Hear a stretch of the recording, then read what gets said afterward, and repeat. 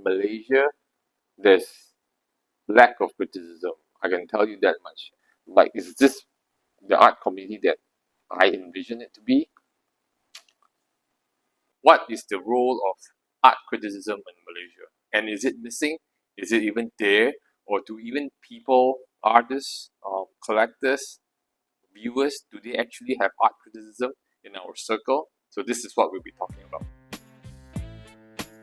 Hi, my name is Ivan Lam. Welcome back. This is our second installment of the series. So what is art criticism? To me, art criticism is about evaluating, interpreting, and also judging on the work of art in the context of aesthetic. I think the form, its content, and also its context in the way the work is being made. And a lot of fuss is being made about how do we actually evaluate, how do we actually judge, right? So it has a lot of in-depth analysis, and the person that criticizes, hopefully constructively, must have this ability to do so.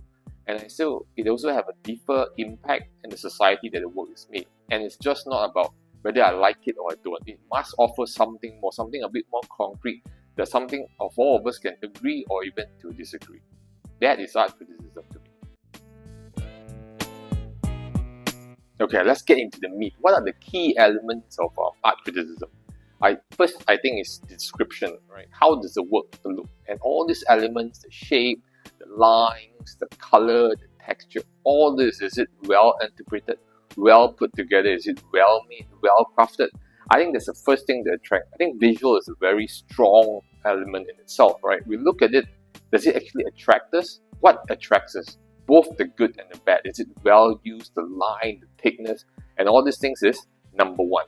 Number two, analysis. What and how the artists use all these elements that was mentioned earlier. How do they put it together? How did the artists use it? Is it successfully? Do you think it's coherent, incoherent? So that is how all those key elements come together in that piece of art. Number three, interpretation. How do the artists interpret the work and its meaning? I think that's like why, after you see the form, right, now you can look at the content of it. Exploring, interpreting, what is the artist trying to represent and what is the artist trying to communicate. That is number three. Number four, judgment, right? Offering a reasoned evaluation of the work's success or failure in both artistically and also conceptually. I think when an artist set up to do a work, somewhat it would matches what he had in mind, like conceptually, what he envisioned the work to be. And at the end, right, does it reach 70%, 80%, 90%? I would hesitate to say it's 100% you reach, because you always allow room for growth when you're working in the piece. So does it reach? Does it merit? Does it tally? So the success or the failure of the work is solely based on that.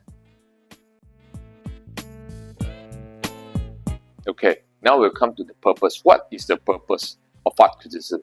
First is to help audience understand the work of art on a deeper and meaningful level. That is number one. Number two is to provide artists with feedback, right? Constructive feedback, so the artist himself could improve on the next work, the future work. There must be a give and take. I think there's very little input to the artist's work conceptually and contextually, so the artist couldn't move on, because the artist just do the work and it just ends there and everyone pats its back, but no one really offer deeper meaning, deeper criticism to the work. Next, to contribute to a cultural discourse, and this is obviously on a bigger picture. There are more players involved, there are more things involved, both also historical, political, and social context. How does an artist work? How do he plant himself or herself, right, in that context? Where does the work belong on a larger picture? Why does criticism matters?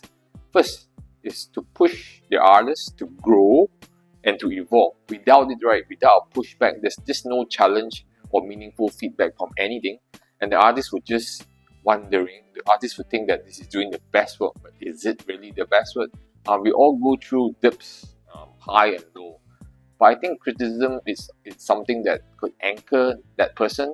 There's a point of reference, And if that anchoring happens constantly, he has a community that he can go to, and art criticism plays a role in that. I think it's just a wonderful journey that the artist can embark on. So the artist, right, could have a thoughtful analyst to discuss, to enrich, and understand both the art and also the artist. And that would generate a community, and it's always based on that framework, that the discourse, and it will go definitely further, even after the work is being done. Right, when I was doing art, there seems to be, even though that time, 20, 30 years back, the only criticism that I get, actually I don't remember anyone coming back to me and say like, either the work is very bad or is it very good. And the reason why is it very bad or why is it very good. I think that the whole spectrum of it, right, is just very shallow, and that has continued on. I'm sure that there's a lot of things that goes behind the scene of making a work, but it's never shared, and it's kind of a closed door discussion. I don't even know whether there's any closed door discussion. And the sad truth is, in Malaysia, there's lack of criticism. I can tell you that much. And I was thinking, why is there a lack of art criticism in the Malaysian art scene? Is it because we have a small art community, and the people generally are reluctant to be criticized or reluctant to even critique, to engage in a meaningful discourse? And also the media only focus on promotion rather than deep analysis. And I think that has to change, and we should take meaningful steps to get to that change. Back to the example, right, I want to share with you this. I remember I was having my first solo show, and some of my heroes, some of my idols on the art scene were there. They attended the opening, right? So I was so very eager to ask them, what do you think? I want their feedback. I was genuinely wanting to know what they actually want to say to my art. So they say, never meet your heroes, never meet your idols. And all they said was, did they even see anything? I think they were just nodding their head. And that's it. And they walked away. I was so disappointed, saying that, can't they offer a bit more other than nodding their head?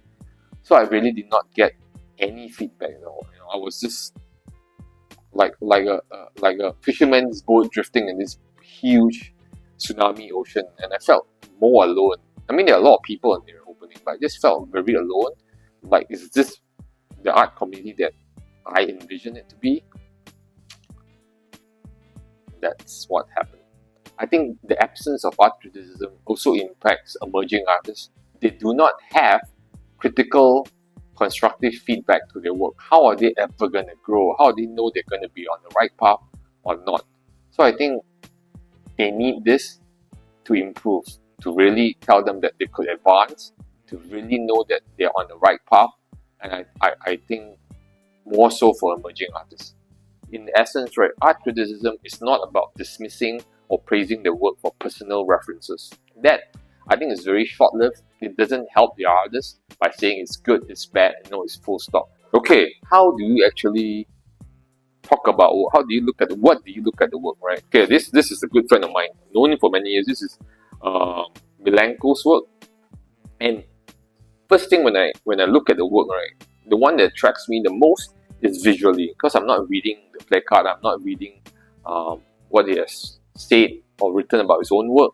So it's quite direct, and I think it's quite important to look at what you see and then what attracts you to it, right? And you look at the colors. I think I mentioned earlier, the key elements: colors, line, shape, the basic principle of design, right? So first thing is, I look at it and go like, this attracts me, this color, the mixture, the stuff. So this is purely based on form, on an aesthetic form. So if that interests me enough, then I'll start reading. So the title normally is a good giveaway, the material he used is a good giveaway. So then if it interests me on a deeper level, then I'll look at why he did what he do, right? So then we'll go about the content, why. So first is always what to me, the subject matter, form, and then lastly content. So it's always these three things that intrigues me. Milenko. So what can we do, right? What small step can we take to engage in this ball roller exercise? I think first is walk to the nearest gallery, and when you look at the art this time, implore you, I beg you, right, go deeper, don't go wider, okay? Meaning that just engage in one piece, spend a bit more time, right? Try to understand, try to look really how and what the artist is trying to communicate. And don't be shy to ask the attendants, gallery people that are there, ask some pertinent question. What is the artist trying to do? What is the artist trying to achieve, right? So by taking small little steps, we'll build up this courage, we'll build up this arsenal of questions that we can ask, and it'll be good. Okay, you can try it out yourself. If you have any questions, right, please share with me, right? I'll answer them to the best possible way that I can. And for the next episode, something that happened to me quite recently, and I think I want to share this experience with you, right? Especially when you're engaged or when you're proposing a project or proposal, right? 1001 thing could go wrong. And how do you salvage that? How do you go? How do you move on? Do you compromise on your vision? Do you tweak your idea, so-called? Do you succumb to the demand? Or do you hold steadfast to what you originally proposed? I think that's a very, very important or even interesting topic that we could really talk about. See you next week.